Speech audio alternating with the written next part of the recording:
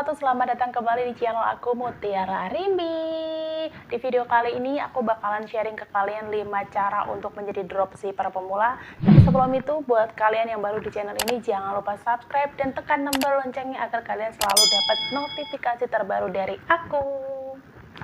Menjadi dropshipper adalah satu-satunya pilihan yang paling tepat karena kita bisa belajar jualan atau kita bisa menjual produk tanpa harus membuat produk itu, tanpa harus nyetok produk itu, bahkan kita tidak perlu repot-repot kirim produk itu ke ekspedisi. Itulah kenapa banyak orang berbondong-bondong untuk menjadi dropshipper. Tapi sebelum menjadi dropshipper, teman-teman harus memperhatikan 5 cara yang harus kalian teman-teman perhatikan sebelum kalian memulai untuk menjadi dropshipper. So, langsung aja kita ke cara. Cara yang pertama adalah dengan menentukan target pasar. Siapakah yang akan menjadi target pasar kita? Ibu-ibu kah? Remaja kah? Bapak-bapak? Atau orang dengan sosial tertentu? Misalkan teman-teman menjual peralatan rumah tangga, tentu yang akan menjadi target pasar teman-teman adalah ibu rumah tangga. Kalau teman-teman menjual kosmetik, tentu yang menjadi target pasar teman-teman adalah kalangan remaja sampai dengan ibu-ibu. Beda halnya kalau teman-teman menjual teknologi. Teknologi ini bisa masuk ke semua kalangan, mulai dari remaja, bapak-bapak, ibu-ibu atau siapapun itu akan menggunakan teknologi. Itulah kenapa kita harus tahu dan kita harus tahu banget kemana arah produk kita itu akan dipasarkan. Itulah kenapa target pasar menjadi poin dasar sebelum kita menjadi dropshipper ataupun penjual. Kalau ada penjual atau reseller yang mengeluh dagangan mereka sepi padahal produknya bagus, padahal harganya murah, bisa jadi karena mereka itu salah menentukan target pasarnya. Ya gimana dagangan dia mau laku kalau dia menawarkan dagangnya ke bapak-bapak, sedangkan produk dagangan dia adalah pasmina plisket atau ciput lah atau gamis lah. Kemungkinan untuk produk terjual tentu sangatlah kecil dong. Itulah kenapa kita harus memperhatikan karena target pasar itu sangat penting. Selain itu, kita juga harus mengikuti apa yang menjadi tren. Jadi misalkan kita udah tahu nih, kita akan menjual pakaian muslim nih. Sekarang kan lagi tren pasmina plisket nih misalkan. Jadi kita harus tahu nih, barang itu haruslah tersedia. Jadi pada saat ada konsumen yang membutuhkan, kita sudah bisa memenuhi kebutuhan mereka. Itulah kenapa kita harus tahu kebutuhan dari si target pasar kita. So, target pasar adalah poin pertama dan poin terpenting yang harus teman-teman perhatikan sebelum menjadi dropshipper. Cara yang kedua adalah dengan menentukan supplier yang amanah.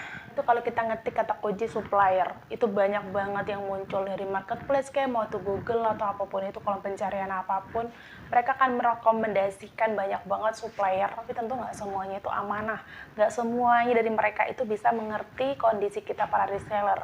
Sebab itulah teman-teman mesti banget pinter nyari supplier benar-benar amanah, supplier yang benar-benar memiliki kualitas produk yang bagus. Bila perlu datengin langsung pabrik pembuatan jika memang itu lokasinya terjangkau. Mending teman-teman datengin pabriknya, itu akan sangat lebih akurat. Teman-teman juga harus memperhatikan bagaimana feedback atau pelayanan yang diberikan si supplier itu kepada customer dengan melihat ulasan dari para customer.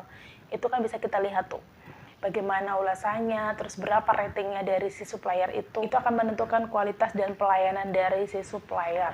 Teman-teman juga harus banyak banget mencari keterangan dari si supplier itu, misalkan berapa banyak ketersediaan barang yang dia miliki, kalau misalkan PO juga berapa lama, terus kalau misalkan ada retur barang itu kayak gimana, mereka mau nampung apa enggak. Jangan sampai nanti ketika tiba-tiba ada yang retur barang sedangkan si supplier tidak menerima retur barang, kan barang itu otomatis menjadi beban buat teman-teman sendiri dan itu akan menjadi rugi. Sebab itulah banyak-banyaklah cari keterangan dari si supplier itu, dan jangan hanya mencari satu supplier untuk pemula, tentukan 2 atau 3 supplier yang nantinya akan jadi perpandingan.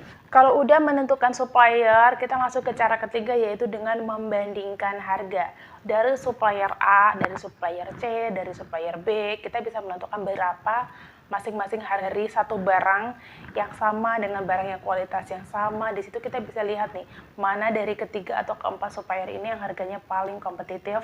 Di situ bisa menjadi acuan buat kita. Dan untuk cara yang keempat adalah dengan membeli produk. Kalau teman-teman udah memutuskan mana dari supplier ini yang bakal kita ajak kerjasama, cobalah untuk membeli salah satu dari produk mereka.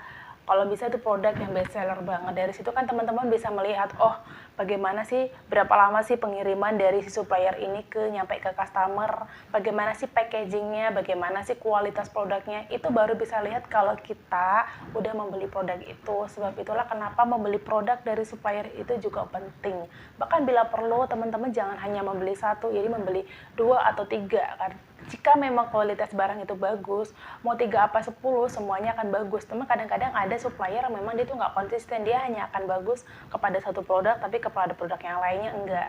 Sebab itulah kenapa kita tuh harus membeli produk dari supplier, dan produk itulah yang akan menjadi acuan atau tolak ukur kita untuk kedepannya nanti. So teman-teman, terima kasih banget udah nonton video ini sampai akhir. Semoga video aku bermanfaat. Buat kalian yang belum subscribe, jangan lupa subscribe dan nyalakan loncengnya agar selalu dapat notifikasi terbaru dari aku. Sampai ketemu lagi di video selanjutnya. Wassalamualaikum warahmatullahi wabarakatuh. Bye-bye.